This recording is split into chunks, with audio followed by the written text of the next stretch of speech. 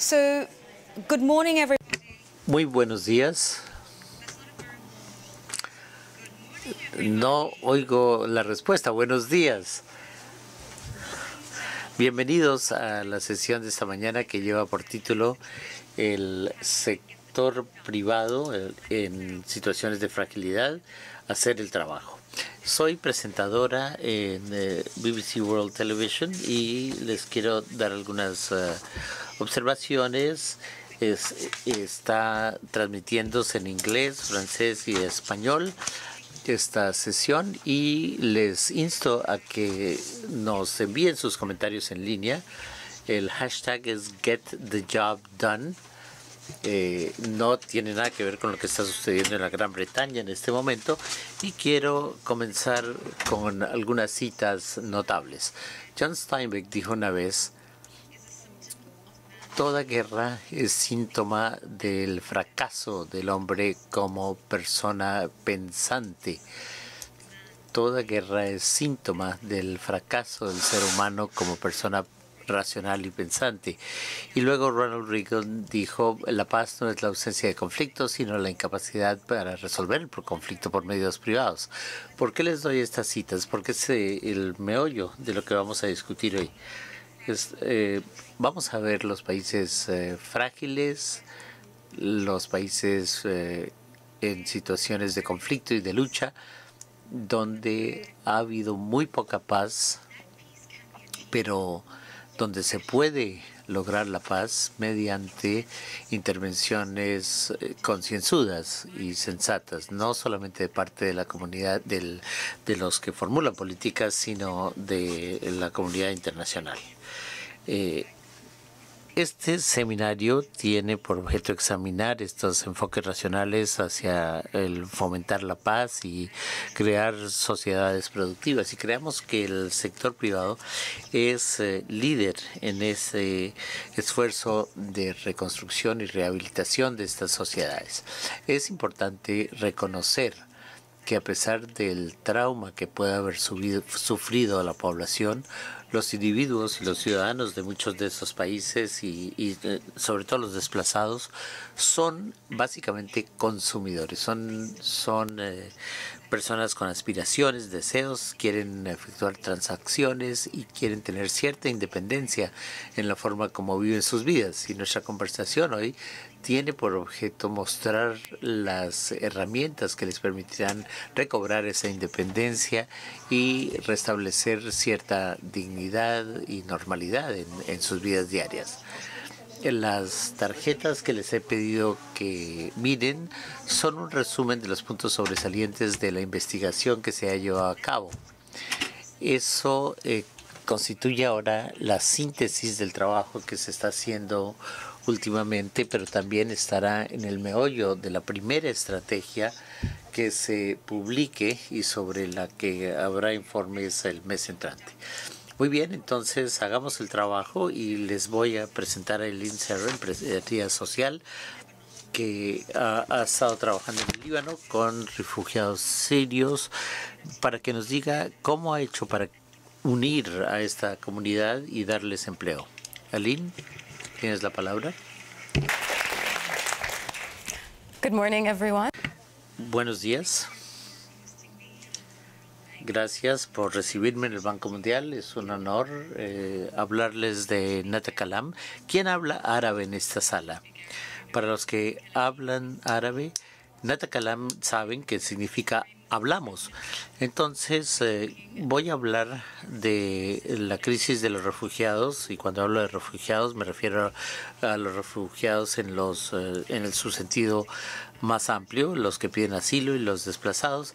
Entonces, Nata Kalam trabaja fuera de esa región, pero voy a hablar de esa región en particular con y lo que estamos haciendo nosotros con un modelo que se puede ampliar a escala.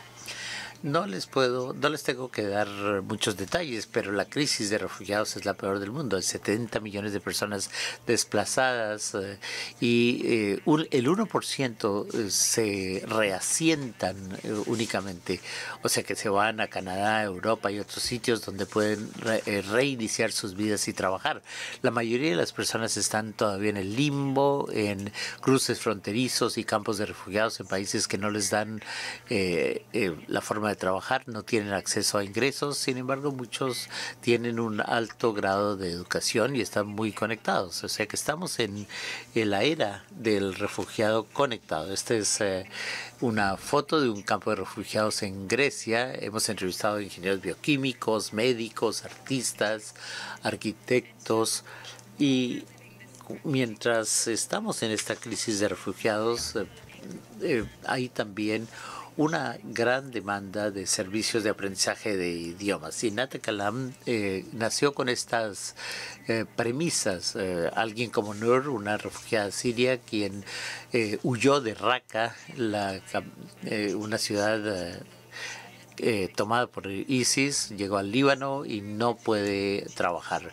Pero por intermedio de Nate Kalam se conecta todas las semanas con Kate, una estudiante de doctorado de Baltimore que quiere practicar su árabe, y Nur obtiene un ingreso, recupera su dignidad, etcétera, mientras que Kate puede practicar el idioma y eso ayuda a mejorar sus medios de subsistencia. Nate Kalam trabaja en la intersección entre tres pilares: el hecho de que hay muchos refugiados de altas cualificaciones, el hecho de que hay una gran demanda de servicios idiomáticos y culturales, y vivimos en una economía que es el trayecto hacia la economía digital. Entonces, incluimos aquí múltiples idiomas. Tenemos también programas en escuelas y universidades que se concentran en el concepto del desplazamiento, pero también en el aprendizaje de idiomas, y también ofrecemos servicios de traducción escrita, lo que se puede hacer por refugiados del mundo entero.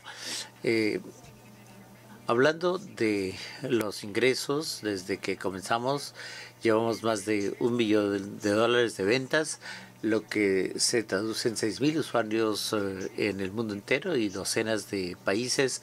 Nos hemos asociado con más de 200 escuelas y universidades, y algunas organizaciones nos utilizan para servicios de traducción. O sea que hemos podido desembolsar más de $650,000 a los refugiados. Para darles una idea de los clientes académicos, son universidades. George Washington es una de las primeras en llevar Nate Kalam a sus aulas, y también entre las organizaciones hay organizaciones sin fines de lucro y cada vez más hay organizaciones del sector privado. Hemos logrado un éxito para una empresa que se inicia. Nuestro equipo es multicultural y tiene múltiples destrezas. Entendemos la oferta y la demanda de los mercados. Tenemos expertos en desarrollo internacional, pero también especialistas en lingüística, de educación e intercambios virtuales, y también pensamos que estas alianzas transeccionales están en el meollo de lo que hacemos y lo que hemos logrado. Trabajando con una ONG pequeña en Beirut, lanzamos esta empresa y así pudimos iniciar nuestras operaciones. Ahora estamos en el Banco Mundial, de manera que no tengo que hablarles mucho sobre el tema del cambio climático, que va a desplazar a otros 140 millones de personas para el 2050, de acuerdo con los informes. O sea que la inclusión de los desplazados para darles acceso a medios de subsistencia es fundamental también. Unas ideas sobre las actitudes de las empresas que se inician. Somos una solución basada en el mercado, podemos asumir más riesgos, somos más ágiles. Comenzamos con 11 árabes, nos concentramos en el Líbano, apoyamos a los yemeníes, los egipcios, todas estas comunidades que hablan árabe, pero también el farsi, los iraníes, los venezolanos en Sudamérica y también en África. con otros refugiados, y así hemos llegado al punto en que nos encontramos ahora. Pensamos que los refugiados no son tanto beneficiarios como clientes, o sea que nos referimos a ellos como clientes y ellos no son pasivos en la ayuda, sino que generan un ingreso propio, y esto nos permite superar las barreras físicas. En cuanto a los desafíos, hasta ahora han sido los clásicos, los estereotipos y el prejuicio contra los refugiados, cómo llevar los pagos a los refugiados en sitios como Irak y el Líbano. Ha habido duplicación de esfuerzos y competencia que no siempre es productiva.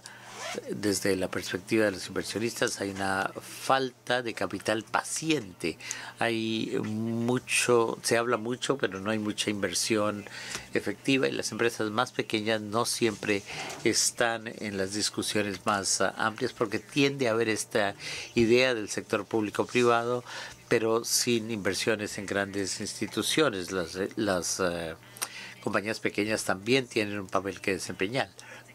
Ahora, Nata-Kalam ha logrado esto con baja tecnología, y ahora que hemos demostrado que es válida nuestra solución, vamos a aumentar el mercadeo, la capacidad que estamos forjando internamente para ayudar a los refugiados con capacitación, ventas entre empresas y extensión idiomática.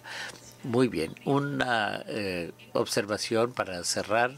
Más allá del ingreso, el valor monetario de lo que hace Nata-Kalam, más allá de eso tenemos la dignidad y el hecho de que quienes han perdido todo pueden recuperar así su dignidad, y se trata en última instancia de forjar puentes y cambiar la narrativa en torno a los refugiados. Muchas gracias por compartir esta historia, Allen. Le pido que tome asiento y vamos a dar la bienvenida a Abdurrahman Dulebeli, que es el ministro de Finanzas de Somalia. También tenemos al Ministerio de Relaciones Exteriores de Finlandia, Surip Basu, fundador de y socio de sostenibilidad de impacto en Blue Like an Orange Sustainable Capital.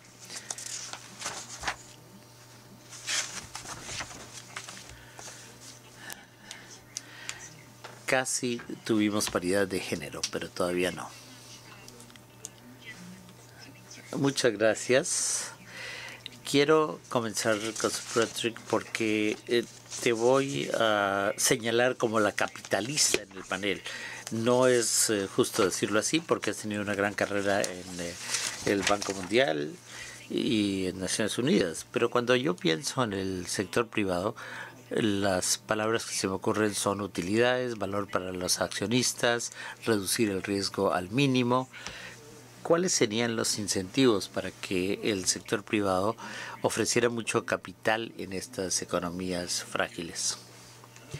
A menudo el enfoque tiene que ver con el rendimiento, el valor para los accionistas, pero se nos olvida lo demás, es decir, un rendimiento ajustado en función del riesgo. Hay oportunidades en estos mercados, pero es un grupo relativamente pequeño de inversionistas el que está dispuesto a tolerar en este momento el rendimiento ajustado en función del riesgo que trae este entorno. Y a veces hay una fricción en las transacciones para realizar operaciones de estos mercados que puede ser bastante alta para inversiones relativamente pequeñas, y tenemos que pensar en ese equilibrio riesgo-retorno, y como estamos en un entorno de muy bajo rendimiento, hay que pensar en las formas de combinar distintos riesgos para poder atraer ese capital privado y compartir los riesgos. Tenemos el capital, pero puede haber fricción en términos de transacciones. Muy bien, vamos a hablar de estas modalidades en un momento, pero Maxim Mostov, hay una categoría que se llama asistencia para el desarrollo, y es un espacio legítimo en el que el dinero a nivel soberano, ¿sí?, se puede utilizar para asistir no solo a las economías frágiles, sino a las economías frágiles más pequeñas. Debería pensarse en la asistencia para el desarrollo y luego atraer el sector privado cuando ya se haya hecho esto, o pueden trabajar en forma conjunta los dos sectores. Bueno, a mí me parece que necesitamos asistencia para el desarrollo de distintas formas en situaciones donde hay efectos de conflicto. Se necesitan donaciones, dinero no reembolsable, pero también inversión del sector privado para generar empleo. Y creo que hay una necesidad creciente de alianzas entre los donantes bilaterales, las instituciones financieras internacionales, las agencias de desarrollo, para crear modalidades que permitan a instituciones como la IFC y otras asumir más riesgos e invertir más en el sector de las pymes en un contexto de fragilidad. O sea que tenemos la oportunidad de hacer ambos. Ministro Abdoulaye Belli, ¿podría usted darnos una perspectiva anecdótica? Somalia ha conocido décadas enteras de violencia, conflicto y fragilidad. Sin embargo, Somalia todos los años puede transar hasta $1.000 millones estadounidenses, y esas son las estadísticas oficiales. Entonces no sabemos qué más puede haber. ¿Cómo se puede operar en un entorno como el de Somalia? Muchas gracias, y quiero dar las gracias al Departamento de Evaluación del Banco Mundial por organizar este importante debate. Estamos hablando de dos temas que son muy importantes para Somalia: los negocios, el sector privado y la fragilidad. Y nosotros tenemos tanto fragilidad como negocios en nuestro país. Quiero dividir al sector privado, la inversión del sector privado, en dos en lo que respecta a Somalia. Primero, el movimiento de capital internacional, las inversiones internacionales, y luego los negocios privados. Somalia, as you said, como usted dijo, Somalia ha estado en una situación de fragilidad durante muchos años. Aunque ahora ya está saliendo de esta situación, y esto se debe a muchas de estas crisis. Somalia ha recibido mucha ayuda y sigue estando allí a pesar de los problemas que ha tenido. Yo diría que se debe a dos razones, y quiero que quede asentado. Uno, por la inversión del sector privado, y otro por la mujer somalí. Son los dos factores fundamentales que mantienen a flote a Somalia a pesar de los problemas que hemos tenido. Y rindo honor a ambos, al sector privado. En todas partes del mundo están enviando miles de millones de dólares, están volviendo a llevar dinero a Mogadiscio y en sus alrededores, y están ayudando a que el país se reconstruya, están pagando impuestos también. Saben ustedes que los ministros de Hacienda siempre les gusta hablar de los impuestos, y además estamos pagando nuestras deudas cada vez más todos los años. También estamos utilizando el dinero móvil, que actualmente mueve miles de billones de dólares en África por teléfono. Podemos hacer envíos de dinero. Todo el mundo tiene estas aplicaciones para movilizar dinero, aunque queramos comprar un kilo de tomates. Y son empresarios y gente normal que lo utilizan. Ahora, también estamos esperando algunas áreas que reciban ayuda de la comunidad nacional. Ayer tuvimos una mesa redonda que salió muy bien, y para principios del próximo año espero que podamos salir totalmente de la situación. Por supuesto, la seguridad sigue siendo un problema. Desde su punto de vista, quisiera yo analizar la gama de oportunidades de inversión que ven ustedes en los países frágiles afectados por conflictos. Obviamente trabajan con plataformas en línea en materia de educación, pero para estas necesidades de desarrollo sostenible y humanas, ¿qué otra cosa piensa usted que es importante?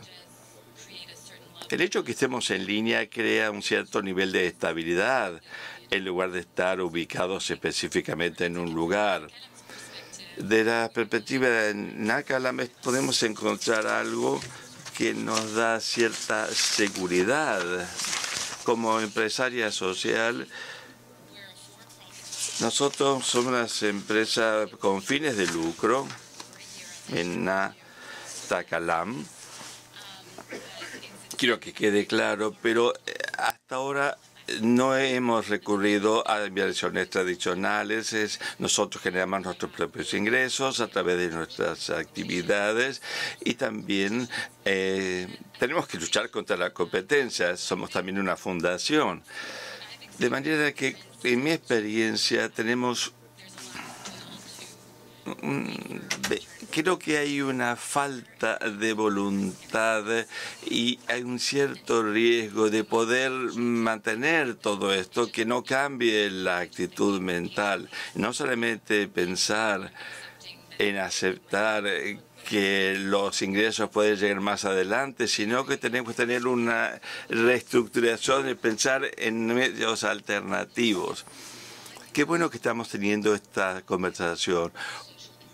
¿Por qué usted lucha con que esa idea de empresario social sea una empresa con fines de lucro? Bueno, estamos basando, nosotros en nuestro equipo tienen toda esa formación en derechos humanos y no queremos que el impacto sea a costa de la rentabilidad. Por supuesto, hay una oportunidad comercial enorme en lo que encontramos en la industria de la lingüística, la traducción, etcétera.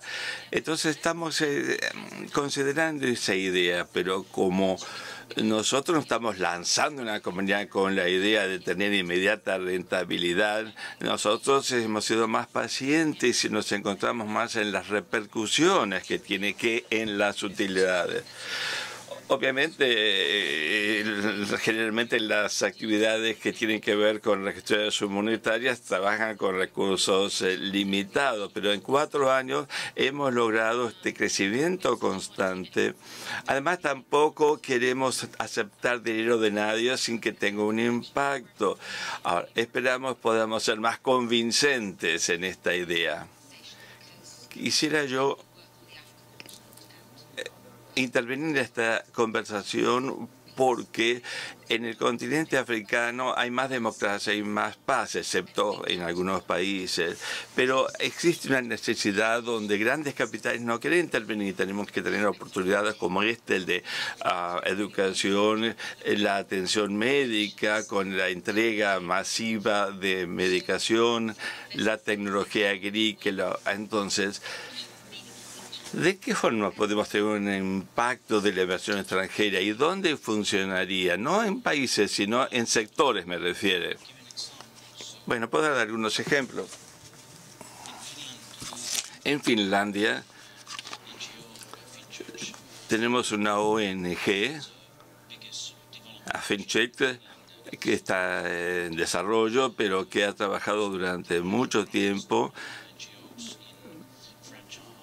trabajando incluso con otras ONG locales para países frágiles y en situación de conflicto como Somalia, y obtuvieron ciertas conclusiones hace algunos años que además de lo que estaban haciendo, estaban pensando que necesitaban también más capital para que se pueda reducir la pobreza. También necesitaban más oportunidades. Además de fomentar la inversión para cubrir las necesidades, además de estas primeras operaciones, comenzaron a desarrollar inversiones que tengan impacto en el desarrollo fuera de las ONG. Es decir, tener capital a largo plazo para poder lanzarse a trabajar fuera de las ONG. Hay bastantes oportunidades y en cuanto a sectores, como usted me preguntó, hay muchas en muchos sectores, en agricultura, manufactura, etcétera. Se requieren actores que tengan distintas experiencias, aparte de las ONG. o que tengan campo de interés más amplio. Ahora, cuando hablamos de distintos modelos de financiamiento que tienen que ver con el impacto, aparte de la inversión, ¿qué otra cosa se puede usar? ¿Dónde puede intervenir el gran capital en forma significativa? Cuando se trata del gran capital participando en estas situaciones, tenemos grandes implicaciones. Puede haber intenciones, pero todavía no hay instrumentos necesarios. Se hizo algo, pero a escala relativamente pequeña. Además, hay muchas variaciones en los instrumentos de deuda. Y no hemos podido, en todos los casos, lograr que los inversionistas logren luchar contra esa curva de rendimiento que al principio no es tan positiva. Al mismo tiempo, tenemos esta creciente demanda, como si fuera una compuerta con agua que está haciendo presión, donde queremos que haya un movimiento de la inversión extranjera. Claro que eso implica una definición muy amplia, es decir, no es lo mismo $1.000 o 1.000 millones hace 10 años que ahora. Es importante que los inversionistas estén dispuestos a tener más paciencia con su capital, a aguantar esos riesgos. Y sobre todo, ¿de qué forma hacer esta intermediación para que se reviente esa compuerta y haya esta afluencia grande de capital? Ahora, ¿qué tan pacientes van a ser los inversionistas? Depende de quién esté golpeando la puerta detrás de usted. La estructura de fondos de capital es un poco extraña porque estamos pensando en 5, 6, 7 años y las sociedades limitadas tienen un cierto nivel de paciencia y no quieren tener atado su capital durante muchos años cuando podrían invertir, por ejemplo, en Ontario, en Canadá, donde el rendimiento llega mucho más rápido. También depende de dónde provengan los fondos, ¿no? Es decir, hay ciertos grupos de capitales, por ejemplo, los fondos de donantes, los fondos que dan asesoramiento financiero. Esos no son directamente dinero, pero sí sirve mucho.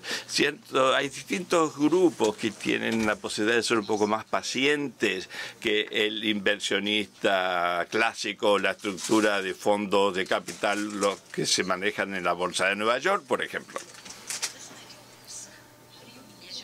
¿Cómo se mide el riesgo? ¿Y cuál es el riesgo en el contexto de una economía frágil? Muy buena pregunta. Difícil de contestar. Personalmente pienso que uno de los principales riesgos es el de gobernanza.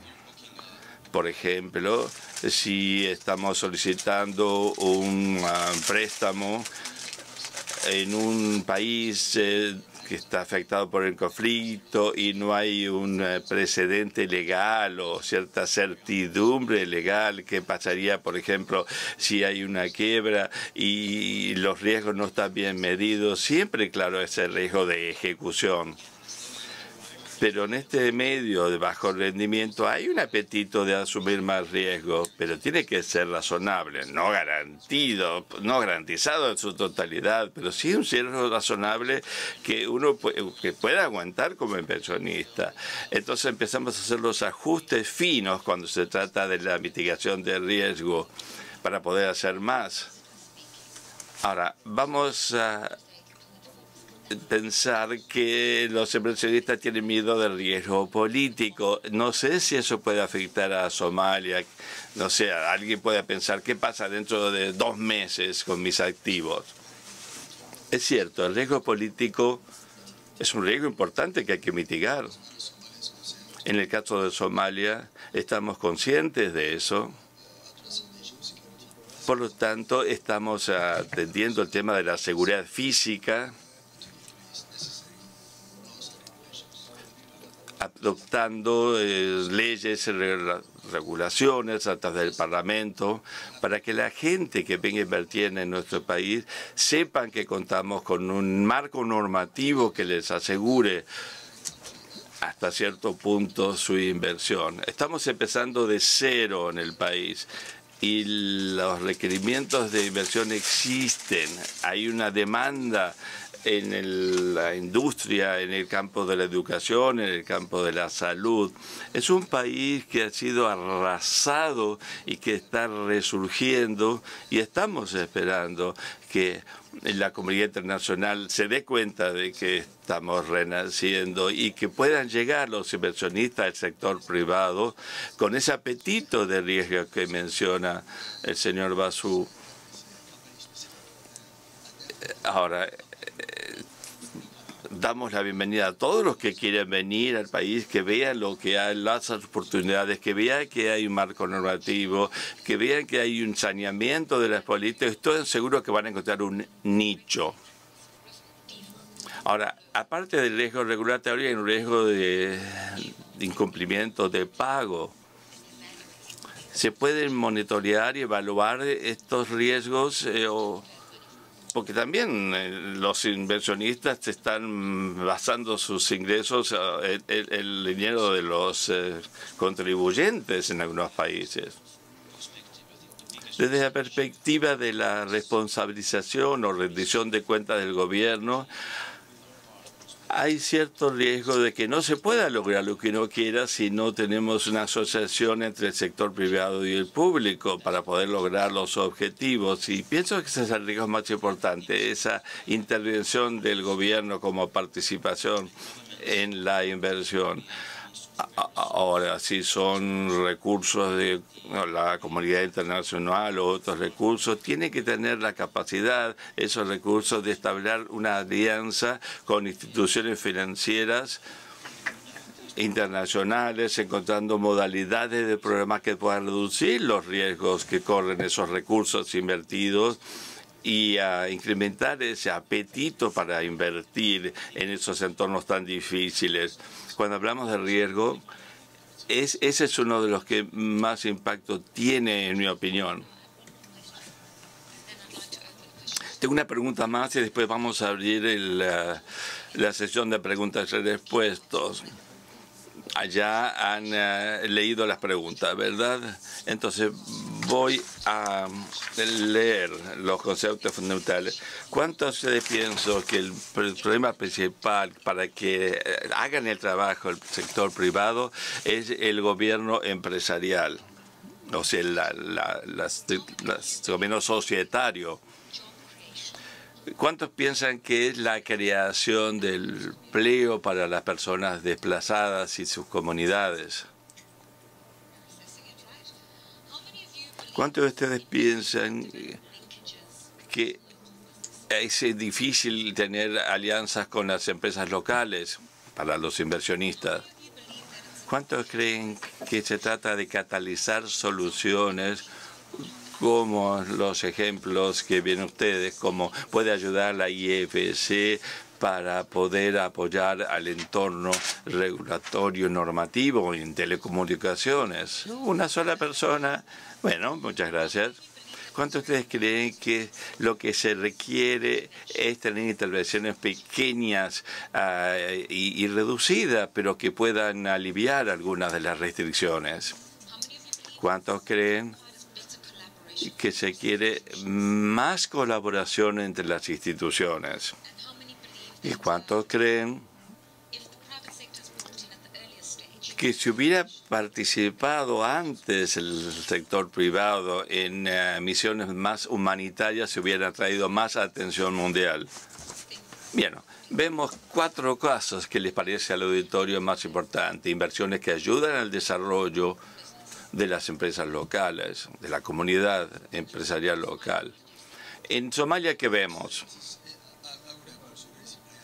Yo también levanté la mano cuando hizo esa pregunta. Claro que es importante que la inversión internacional trabaje en estrecha colaboración con la comunidad de inversionistas locales, porque las empresas locales conocen el entorno, conocen las reglas y cómo se trabaja. Siempre es conveniente que se trabaje junto con la comunidad local de empresarios, conocen las leyes laborales, las leyes de empleo.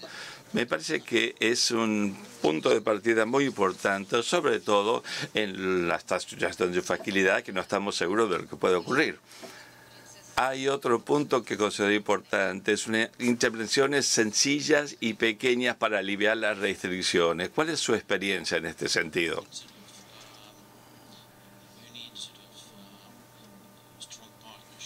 Se requieren alianzas fuertes entre los actores, con personas que tengan experiencia en trabajar en entornos de fragilidad.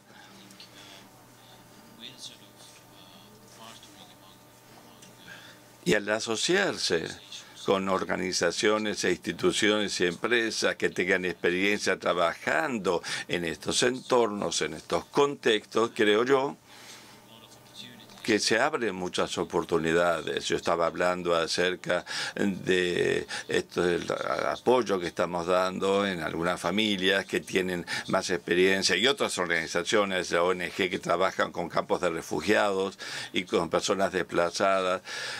Y ellos también hacen intervenciones pequeñas y sencillas, pero que crean más oportunidades. Es importante asociarse, sin embargo, con otras entidades que tengan la experiencia necesaria para dar el apoyo que se requiere para estas pequeñas iniciativas que puedan crecer.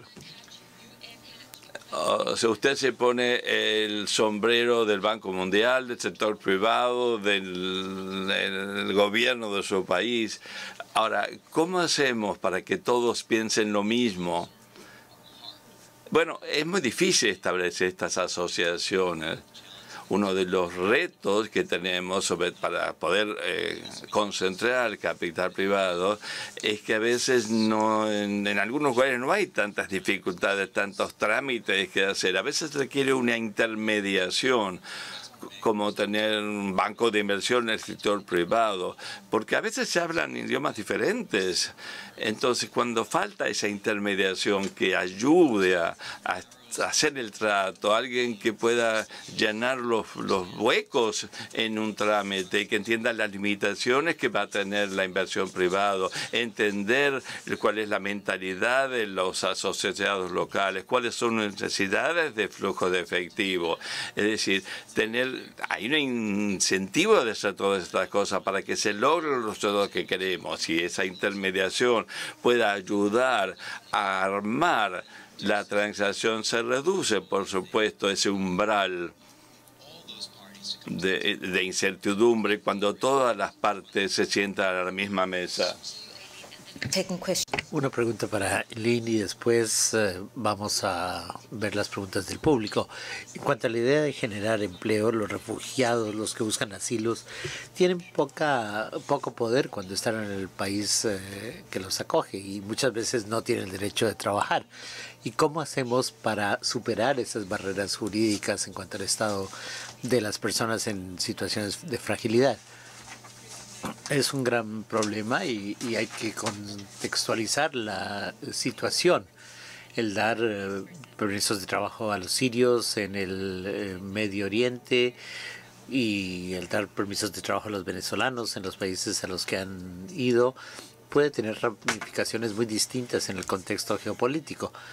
Lo que quiero decir es que a veces tratamos de hacer demasiado con mucha rapidez. Natakalem no consideramos en Natakalem que lo que hacemos para los refugiados es el último paso. Somos un pilar que los ayuda a progresar más para que no caigan en la desesperación. Tenemos refugiados que han trabajado con nosotros desde hace muchos años y cuando uno es refugiado no solo pierde su capital financiero sino también el capital social. Creamos una red virtual tratando de que se comuniquen por sus pantallas de computadora y les hemos ayudado a reasentarse.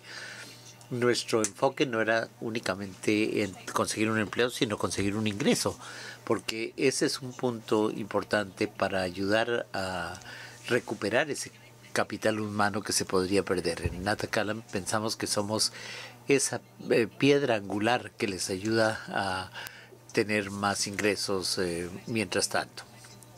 Bueno, ¿quiénes quieren hacer preguntas? Les podremos pasar los micrófonos. Hay una pregunta en la parte de atrás. Por favor, póngase de pie. ¿Más preguntas por este lado? Muy bien. Me llamo Jessica Wade y trabajo con la OMGI, que es parte del Banco Mundial. En cuanto a los mitigantes de los que usted ha hablado, sabrán que damos cobertura de riesgo político para los que trabajan en estos países, y cuando estamos en situaciones de fragilidad podemos acudir a la ventanilla del sector privado de la IF, que nos permite hacer más en sitios donde sería muy difícil trabajar. De lo contrario, se habló del impacto en el desarrollo. Examinamos muy de cerca el efecto del desarrollo de los proyectos que realizamos. Eso es algo muy importante para el directorio ejecutivo y para nuestros inversionistas también. Quisiera saber qué otros factores de mitigación tienen en cuenta, además de la cobertura del riesgo político. ¿Qué otras cosas pueden hacerse para que los inversionistas estén más cómodos? Sí, usted, con el micrófono.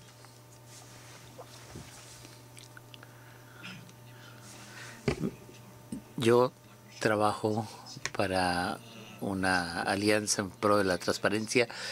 Excelentes presentaciones, y me encanta ver el trabajo innovador que se está haciendo en los campos de refugiados. Uno de los temas importantes es garantizar la seguridad, que es fundamental para los inversionistas privados o las empresas para que inviertan en situaciones de fragilidad.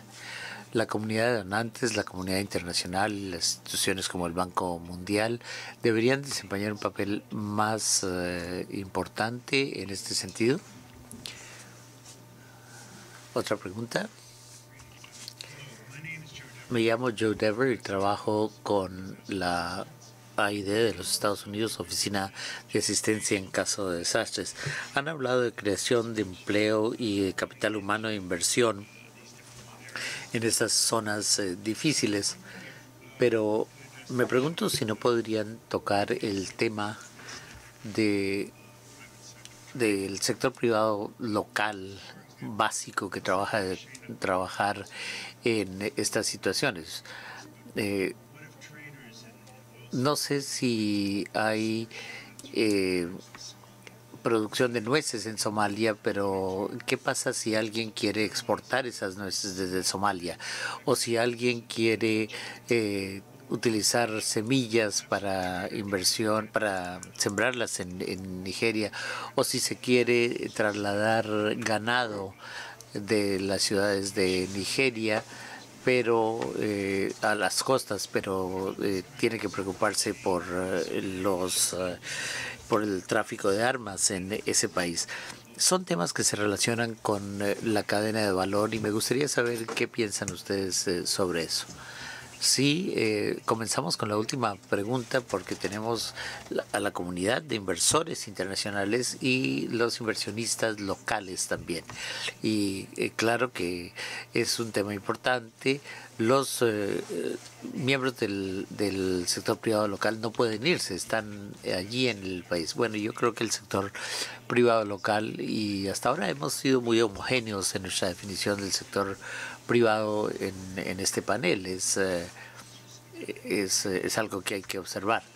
Desde el punto de vista de la prestación de servicios y los inversionistas, el sector privado local es fundamental, y además ellos entienden los riesgos y las recompensas mejor que cualquier inversionista internacional. O sea que estoy totalmente de acuerdo en que hay muchas oportunidades allí, pero los retos tienen que ver con la capacidad de hacer transacciones de un tamaño suficiente y el monto de trabajo que se necesita para llevar el capital a la escala necesaria. Para un inversionista internacional esa escala puede ser pequeña debido a la cantidad de trabajo que se necesita para realizar la operación. Hay formas de combinar grupos de capital y quitar el riesgo de esa forma en vez de hacer operaciones aisladas. Yo también quería hablar sobre la OMGI. No me acuerdo cómo se llama usted. Jessica, muchas gracias por su pregunta. Sí, la OMGI está haciendo trabajo muy importante como parte esencial de la arquitectura financiera internacional, pero si tomamos el elemento del riesgo político que cubre la OMGI, hablando desde la perspectiva de los inversionistas, uno de los problemas que tenemos es el tiempo que se necesita para reducir ese riesgo político, que a veces es más que el que se puede tolerar. O sea que si a pesar de que se puede realizar este tipo de medidas, si toma 1 o 2 años para rebajar y mitigar ese riesgo político, en esos 2 años me he ido a la quiebra. No puedo darme el lujo de esperar esos 2 años. Al hablar de mecanismos de mitigación de riesgo, y puede haber toda una serie de elementos para mitigarlo, garantías y otros, pero el problema es el tiempo que se necesita para que comiencen a operar esos factores de mitigación de riesgo, y durante ese tiempo uno no puede darse el lujo de perder dinero. Bueno, yo quería hablar del tema de la economía local y el papel que desempeña, que es esencial para la generación de empleo y otros factores. Ustedes han hablado de algunas de las limitaciones. Los proyectos para las pymes son pequeños y hay muchos costos de transacción, etcétera. En esos entornos creo que el gobierno y los donantes tienen un papel que desempeñar, por ejemplo, financiar iniciativas que contribuyan a brindar asistencia técnica para la formulación de los proyectos, y también el diseño de programas y servicios financieros que eliminen el riesgo para el capital privado internacional para que puedan trabajar en estos entornos de pymes muy pequeñas. Pero el papel de la economía local y la capacidad productiva de esta economía es fundamental para que haya efecto en el desarrollo. Una pregunta que nos llega por intermedio de los medios sociales, porque ya están llegando algunas preguntas por internet, y eso se vincula con lo que usted dijo, Max. ¿Cómo podemos hacer para que las pequeñas y medianas empresas tengan acceso a préstamos en estas economías frágiles? Porque muchas veces se ha destruido también la infraestructura financiera. Bueno, volviendo al tema de las asociaciones, las alianzas, creo que los donantes, el sector privado, las organizaciones internacionales deben establecer asociaciones y concebir programas que se focalicen en las pymes locales. Y creo que hay una estructura de financiamiento local que está focalizada en estas pymes y que podría ayudar en estas economías frágiles. Ministro, una pregunta sobre el tema de la seguridad. ¿Quiere usted hablar de eso? ¿Cómo responde usted a las preguntas que se han hecho, sobre todo la pregunta relacionada con la seguridad? Bueno, pues yo estaría de acuerdo en que las empresas son muy sensibles al tema de la seguridad física y de los activos de la empresa. Y en cuanto a la fragilidad en Somalia, estamos luchando contra los terroristas en el país, estamos tratando de resolver el tema de la seguridad.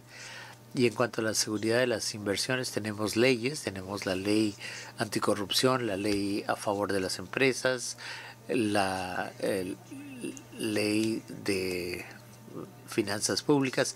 O sea que hemos tratado de establecer toda una serie de normas que puedan proteger a los activos de las empresas, pero todas las empresas lo primero que hacen es venir al país y explorar con los negocios locales que han estado haciendo su misma actividad desde hace mucho tiempo. Un alto riesgo implica también un alto rendimiento. Las compañías que llegan al país, y esto lo hemos visto, se quedan durante bastante tiempo. ¿Algo más? No tienes que intervenir si no deseas. Bueno, algo que se me olvidó decir antes en relación con la creación de empleo y el empleo de los refugiados es que el fundador de Giovanni lanzó un programa para refugiados y él está haciendo una contribución muy importante y está justificando la contratación de refugiados, etcétera. Otra ronda de preguntas. Bueno, por favor, pónganse de pie para que les lleven el micrófono. Tienen la palabra. Me llamo Aisa Tatiam. Soy consultora internacional en el área de la tecnología. Felicito a los miembros del panel. Ha sido un debate muy informativo. Quería señalar un par de elementos. Las mujeres están en el centro de todo esto. No he oído hablar mucho de la mujer y de cómo superar los temas de seguridad cuando se trata de sus familias. A veces los hombres no están por distintos motivos. ¿Y cuál es el papel de la mujer en realizar el trabajo en estos estados frágiles? Y luego esto de las APP, las alianzas público-privadas, ¿qué papel desempeña en una sociedad frágil? ¿Sí? Adelante. Me llamo Mohib Jabashir, soy consultor de asuntos de desarrollo en Afganistán en relación con el desarrollo por intermedio del sector privado en los estados frágiles. A partir de mi experiencia y de lo que se ha hablado, ese desarrollo en los estados frágiles es muy importante para la generación de empleo, para el desarrollo económico, etcétera. Pero por otra parte hay mucho riesgo en esos países y como lo dijeron los panelistas, los inversionistas no quieren asumir ese riesgo y eso crea una situación muy difícil para financiar actividades del sector privado en ese contexto. Convendría entonces que la ayuda para el desarrollo por la IF o la AID de los Estados Unidos desempeñe un papel de financiador para desarrollar el sector privado y luego atraiga inversionistas que, a pesar de la existencia de la OMGI, están renuentes a asumir el riesgo en estos países frágiles. Yo tengo una pregunta relacionada con el papel de la diáspora. Sabemos que el año pasado 220.000 millones de dólares se movilizaron en remesas y si se trata de diversificar las modalidades de financiamiento, ¿no podríamos considerar también ese vínculo cultural que existe sobre todo con las poblaciones que viven en campos de refugiados y no tienen acceso a medios de trabajo? Comencemos con la última pregunta porque yo sé que en Somalia la diáspora ha desempeñado un papel importantísimo. Sí, como no, lo es en nuestro país, ha mantenido al país a flote y alguien habló de la mujer. Muchos estudios señalan que Somalia ha salido adelante porque las mujeres han mantenido unida a la familia cuando había luchas internas y además ha permitido atraer negocios o también ha contribuido con el envío de las remesas para que la madre pueda mantener unido su hogar. De manera que para nosotros la diáspora es fundamental. Hoy en día están volviendo los que se fueron y sus destrezas y su capital son muy importantes. Por eso dependemos muchísimo de la diáspora. No por ser usted mujer, pero las mujeres tienen que sobrevivir el trauma, mantener unida a la familia e incluso ganarse un ingreso. ¿Cuál es su experiencia? Puedo hablar de mi conocimiento de las mujeres con las que hemos trabajado. Es importante ver formas de ofrecer recursos a las mujeres. Obviamente el trabajo que hacemos es maravilloso para las mujeres. Tenemos mujeres que trabajan desde el hogar, a veces con niños de pecho. No sé si hay mucho más que se pueda decir sobre la importancia de llevar a las mujeres a primera línea, porque pueden aportar algo muy distinto. Muchas veces no vemos suficientes mujeres como líderes de estos proyectos, y no voy a hablar del capital que debería llegar a las mujeres, pero sí se necesitan más inversiones, y es bueno ver que haya iniciativas focalizadas en la mujer. Creo que esa tendencia es lenta pero positiva. Diría que es muy importante tener estas imágenes de mujeres sirias que enseñan árabe, incluso con los niños en sus rodillas, y eso es una imagen muy fuerte. Alianzas público-privadas, eso está muy bien cuando se trata de las inversiones y las concesiones. ¿Sería útil hacer este tipo de alianza en los países frágiles? No solo sería útil, sino que es esencial. De eso hemos hablado antes cuando se trata de financiamiento combinado o alianzas público-privadas para la prestación de servicios.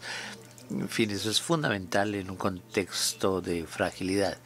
El tema de la diáspora también es importantísimo, porque la diáspora también entiende más el riesgo implícito de su país. Estamos hablando de los inversionistas y de la diáspora que invierte en su país. El ingreso petrolero subió mucho en Nigeria por esa participación. Hay que pensar en cómo establecer fondos para reunir el capital de la diáspora. Quería mencionar brevemente uno de los grandes requisitos para que venga el sector privado a un país, y es que haya infraestructura en el país. Agua, electricidad, transporte, sistemas telefónicos. Ese es el costo de operar una empresa. Cuando uno llega a otro país, en gran parte de los países en desarrollo lo han construido con la asistencia de la AIF. Somalia en los últimos 30 años no tuvo asistencia a la AIF. Y la razón por la que tenemos que tocar el tema de la deuda es porque queremos tener acceso a esos recursos para poder crear la infraestructura necesaria.